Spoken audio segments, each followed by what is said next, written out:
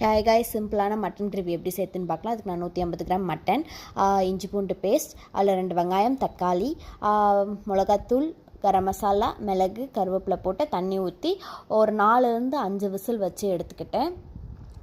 அதுக்கப்புறம் அதில் இருக்க தண்ணி நானும் என் தம்பியும் சூப் குடிக்க கொஞ்சம் கொஞ்சம் எடுத்துக்கிட்டு மிச்சத்தை அப்படியே நாங்கள் வச்சுட்டோம். அதுக்கப்புறம் ஒரு வானல்ல நல்லெண்ணெய் ஊற்றி சோம்பு, ஒரு 2 பெரிய வெங்காயம் போட்டுக்கிட்டு அதுக்கப்புறம் கொஞ்சம் இஞ்சி பூண்டு பேஸ்ட் போட்டு தக்காளி போட்டு நல்லா வதக்கிட்டோம். தக்காளி வேகிறதுக்கு கொஞ்சோண்டு உப்பு போட்டுக்கிட்டு ஒரு ஸ்பூன் மிளகாத்தூள் போட்டு நல்லா மிக்ஸ் பண்ணிக்கிட்டோம். அது கொஞ்சம் அடிப்பிடிக்காமல் இருக்க பக்கத்தில் இருக்க அந்த சூப் தண்ணியை கொஞ்சம் எடுத்து ஊற்றிக்கி நல்லா வந்துட்டு ஒரு கிரேவி மாதிரி வந்தோடனே அதை எடுத்து இந்த குக்கர்லேயே நான் ட்ரான்ஸ்ஃபர் பண்ணிக்கிட்டேன். அதுக்கப்புறம் நல்லா ஒரு ஃபுல் ஃப்ளேமில் வச்சு நல்லா வந்துட்டு கொதிக்க விட்டுருங்க.